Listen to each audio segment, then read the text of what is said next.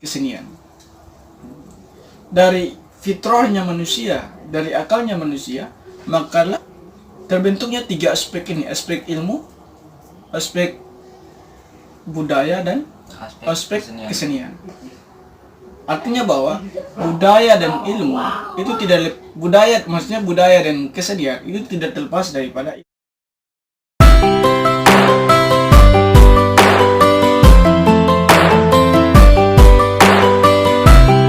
Pada kesempatan kali ini masih bersama dengan kita Abang Imran Ibrahim.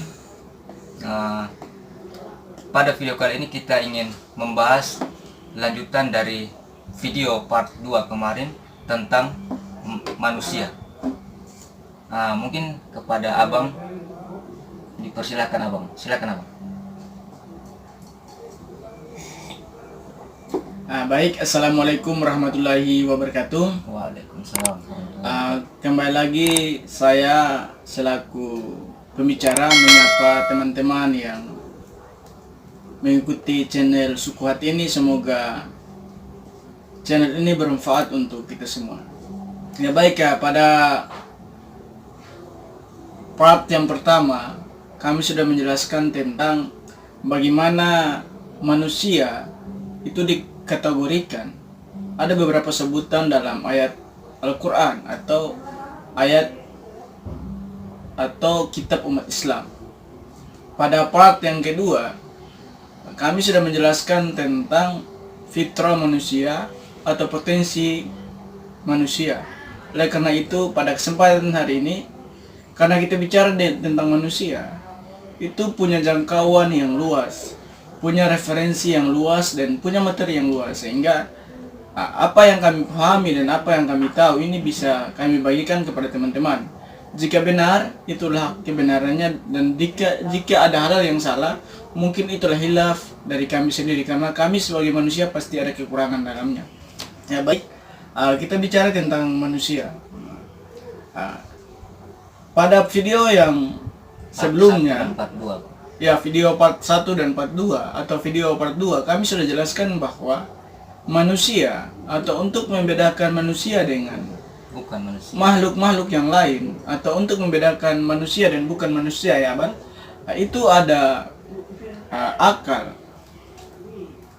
yang membedakan, dan juga manusia itu diberikan potensi melebihi makhluk-makhluk yang lain. Dalam hal ini manusia, Bang. Ya, manusia memiliki potensi yang melebihi hewan atau makhluk yang lain. Karena manusia ini dikatakan sebagai makhluk yang paling sempurna, maka potensi manusia pun berbeda dengan potensi-potensi makhluk yang lain. Kemarin kita sudah jelaskan bahwa potensi manusia itu sudah digaris oleh Allah Subhanahu wa Ta'ala, atau sudah diberikan oleh Tuhan yang Maha Kuasa. Artinya bahwa setiap manusia itu punya potensi yang sama. Tinggal bagaimana kita berikhtiar, kita bersungguh-sungguh untuk bagaimana memberikan dampak yang ada, mengeluarkan potensi yang ada dalam diri kita. Ya baik ya teman-teman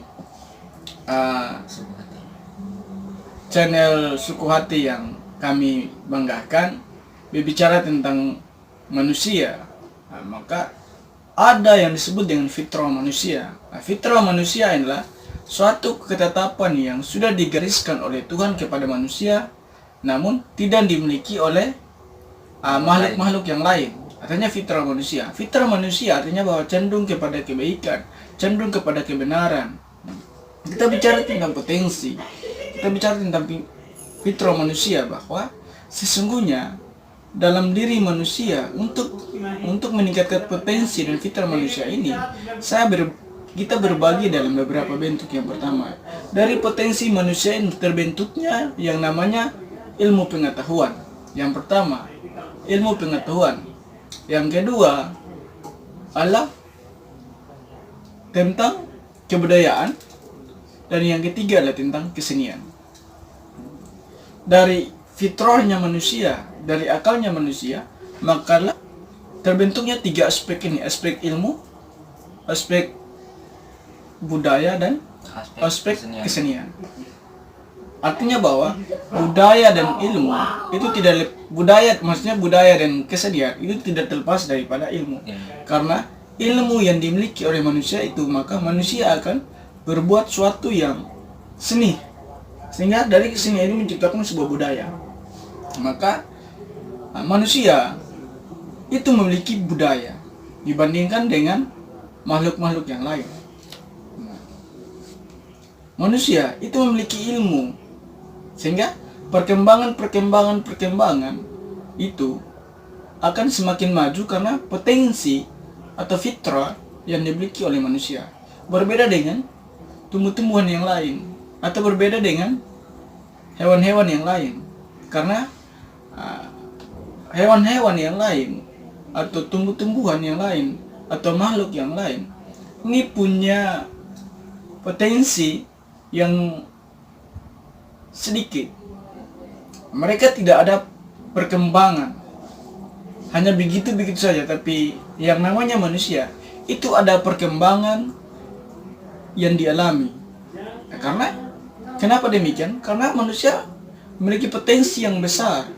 Manusia memiliki fitrah, sehingga dari potensi itu mereka berusaha untuk berikhtiar untuk membuat perubahan-perubahan, membuat revolusi-revolusi. Dibekali akal tadi. Iya, dibekali akal tadi.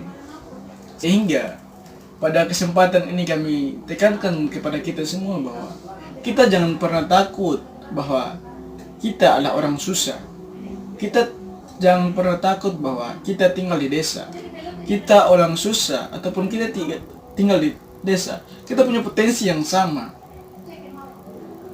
punya fitrah yang sama pada orang-orang yang kaya ataupun orang-orang yang tinggal di kota. Sehingga bagaimana kita bersungguh-sungguh berikhtiar untuk memanfaatkan waktu yang ada, untuk bagaimana menggapai apa yang kita inginkan. Oke, berbicara tentang manusia, sehingga kembali lagi kepada fitrah manusia. Sedikit kami jelaskan, review kembali tentang materi pertama atau part pertama, bahwa manusia itu dikatakan manusia adalah makhluk yang sempurna. Tetapi kita ketahui bersama bahwa kesempurnaannya manusia ini bisa diruntuhkan atau bisa derajatnya manusia ini bisa menurun ketika kita tidak menggunakan fitrah kita sebagai manusia dengan sebaik-baiknya.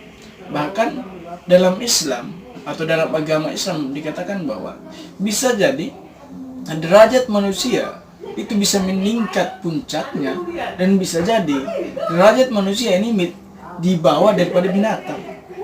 Artinya bahwa kenapa demikian? Karena sebagai manusia diberi potensi akal, diberi potensi dengan sebutan insania, diberi potensi dengan sebutan anas, diberi potensi dengan sebutan basyariah. Namun ketika bicara tentang basyariah adalah kebutuhan biologis, makan, minum, dan seks dan sebagainya.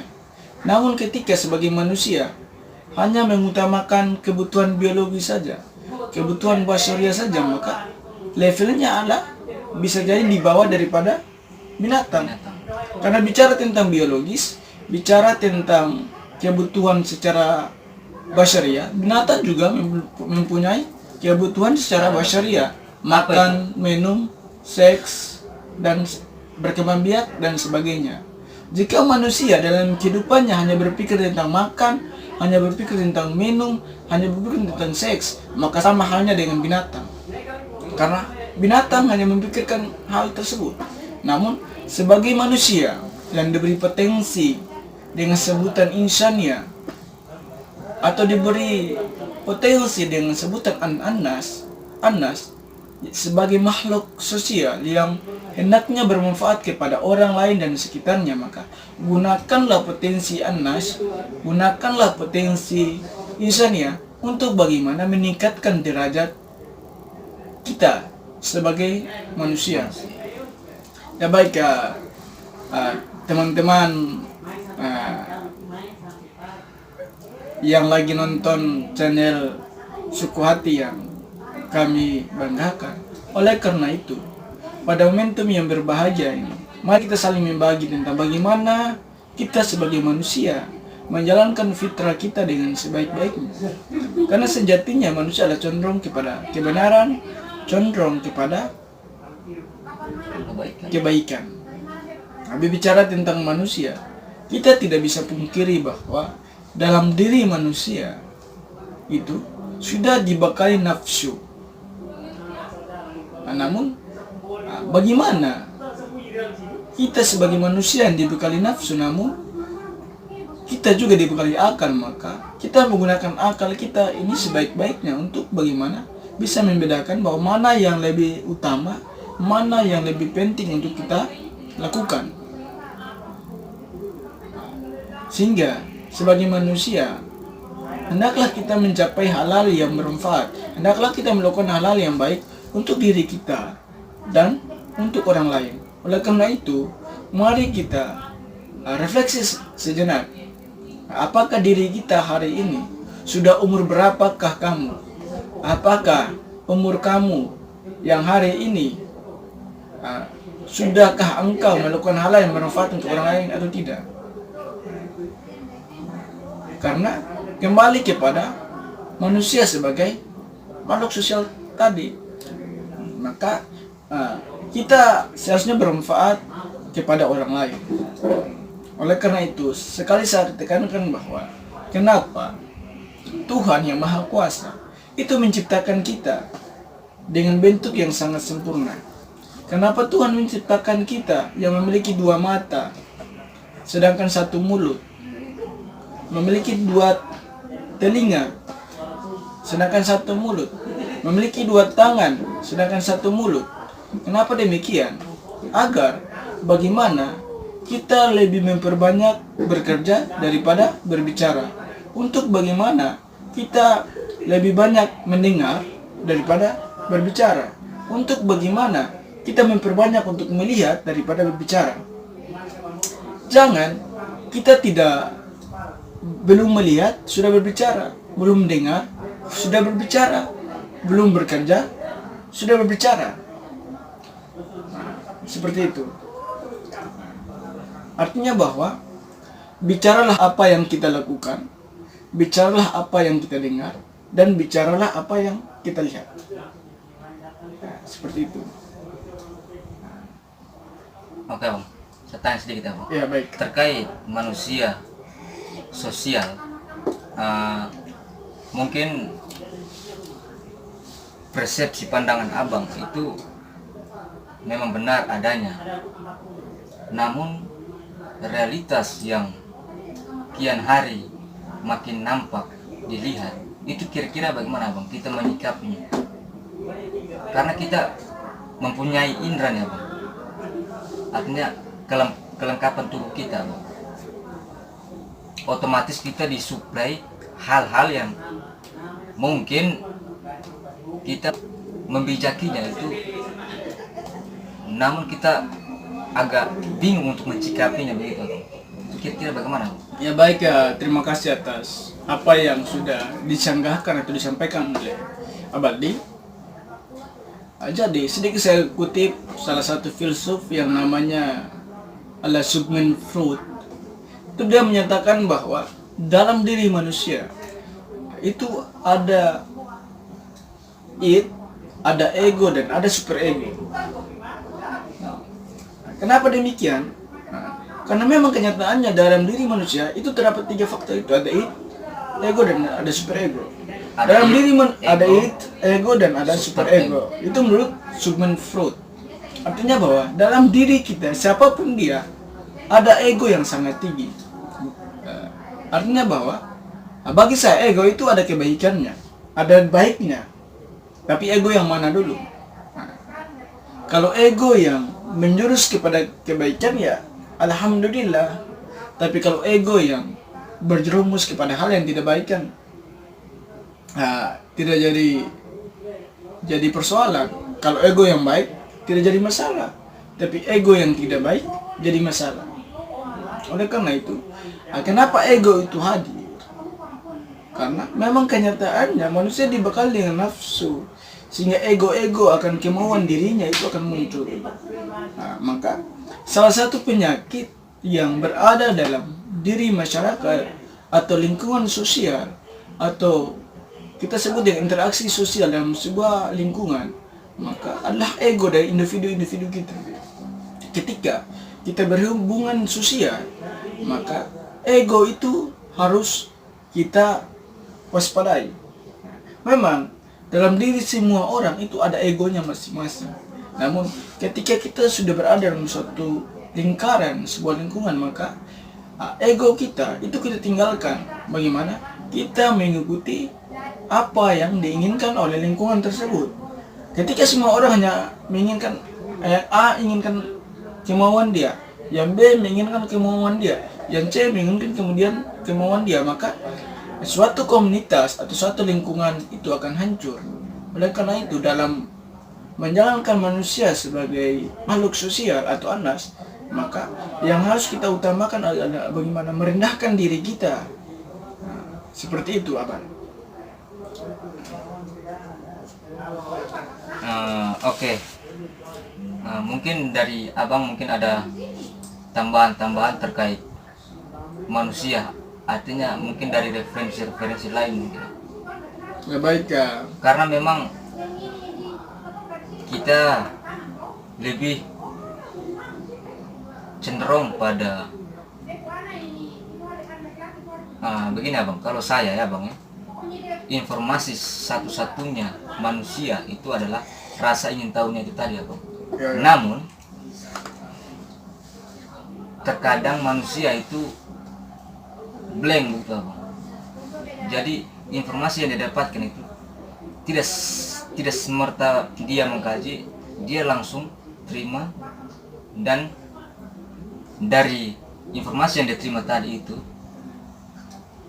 tidak jelas asal usulnya begitu abang. Artinya di sini kita berbicara terkait konteksnya abang.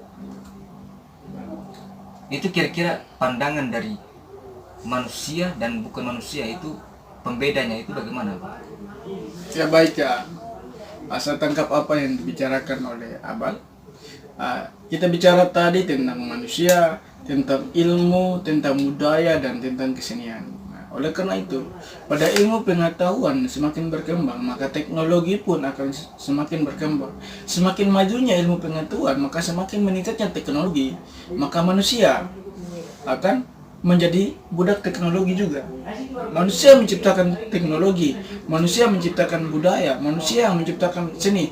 Namun nanti manusia sendirinya akan menjatuhkan atau menjerumuskan dirinya dalam lubang yang mereka ciptakan itu sendiri. Itu tentang kebudayaan, tentang kesenian, tentang ilmu pengetahuan. Oleh karena itu, kebisaan kita, maka tadi saya jelaskan awal bahwa kita lebih banyak melihat daripada berbicara. Kita lebih banyak mendengar daripada berbicara, dan kita lebih banyak bekerja daripada bicara. Oleh karena itu, apapun yang kita dengar, apapun yang kita lihat, seperti yang Abang katakan, hari ini manusia itu terkadang apa yang mereka lihat itu berbanding terbalik dengan apa yang mereka sampaikan. Atau istilah zaman kayak gini yang dikatakan hoax, atau berita yang bohong, tidak benar. Maka sedikit saya uraikan bahwa manusia ini punya hidup kehendak bebas. Hidup itu pilihan. Mau kita ke arah yang baik ataupun tidak baik tergantung kita. Sehingga berbicara tentang manusia itu saya sering ibaratkan seperti ini. Ketika gelas ini, ketika yang kita isi adalah kopi, maka kita minum pun akan terasa kopi. Jika gelas ini kita isi susu, maka kita minum pun terasa susu. Jika gelas ini kita isi air putih, maka kita minum pun terasa air putih. Artinya bahwa jika kehidupan kita isi dengan hal-hal yang tidak baik, maka itu konsekuensinya ya, maka akan mengeluarkan hal yang tidak baik. Jika kehidupan kita isi-isi dengan hal yang baik, maka akan mengeluarkan hal-hal yang baik. Artinya nilai positif dan negatifnya itu Iya. kita mau tidak mau suka kita terima, Bang. Nah, kita terima. Artinya bahwa kebiasaan-kebiasaan kita yang kita lihat, yang kita dengar, yang kita amati hal yang tidak baik, itu akan menjadi merekam dalam pemikiran kita. Banyak analogi sederhana begini. Anak kecil atau bayi yang baru lahir, itu kebiasaannya merekam. Ketika dia sering melihat hal-hal yang tidak baik, dia melihat terus, maka satu ketika dia akan mengikuti hal tersebut. Dan ketika dia merekam. Nah, dia merekam. Ketika dia merekam dan melihat hal yang baik, maka dia akan mengikuti hal yang baik. Karena begini, anak kecil atau anak yang baru lahir itu seperti botol kosong. Botol kosong itu kalau diisi dengan hal yang baik, satu ketika botol kita akan tumpah akan mengeluarkan hal yang baik. Nah, dan ketika namun botol kosong itu diisi dengan hal yang buruk, maka ketika kita akan tumpah botol itu maka mengeluarkan hal yang buruk juga. Nah, maka kita sebagai manusia itu seperti itu. Maka Sigmund Freud mengatakan bahwa manusia itu memiliki ego dan superego. Oleh karena itu, dalam diri kita itu sudah sempurna mungkin. Tinggal bagaimana kita mau ke arah yang mana, mau dibawa ke mana kehidupan kita ini. Apakah ingin bermanfaat untuk diri kita tapi menjatuhkan orang lain, atau bermanfaat untuk diri kita dan untuk orang lain, atau kita hanya bermanfaat untuk orang lain namun menjatuhkan diri kita. Nah, tergantung bagaimana kita, karena Tuhan sudah menggariskan potensi kepada manusia, tinggal bagaimana kita mengelolanya. Oleh karena itu, marilah kita sebagai manusia yang sudah dibekali dengan berbagai macam potensi yang ada, kita gunakan dengan sebaik-baiknya. Mari kita melakukan sebuah revolusi besar-besaran. Mulai dari revolusi individu, revolusi organisasi, dan revolusi peradaban. Karena ketika kita mau merubah sesuatu, namun kita tidak mau merubah diri kita sendiri, maka tidak akan berjalan dengan baik. Oleh karena itu, mulailah dalam diri kita tanamkan dalam diri kita untuk bagaimana kita menjadi manusia yang betul-betul manusia, yang memiliki sifat kemanusiaan, yang kembali kepada fitrah yang hakiki, dan kembali kepada firman-firman Tuhan yang disuarakan melalui kitab-kitab suci.